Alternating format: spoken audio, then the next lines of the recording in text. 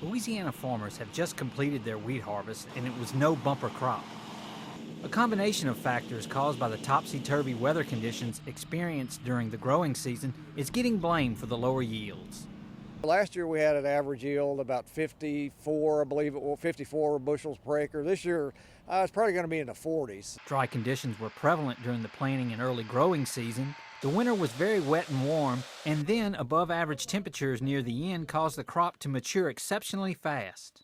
Especially with the hot weather, I think it just didn't have quite enough time for the wheat grain to properly fill. Dry weather made for poor stands early, and wet weather led to disease issues later. It also made cultivation practices difficult for farmers. Another thing that may have contributed to the lower yields was due to the wet conditions.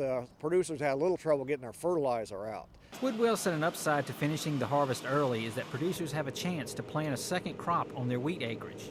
One of the big advantages, since we are finished probably a couple weeks earlier than normal, is producers have the option to plant some other crops. Soybeans is probably the #1 crop they're looking at planting. For those planting soybeans, LSU AgCenter recommendations call for planting to be completed by mid-June in order to maximize yields.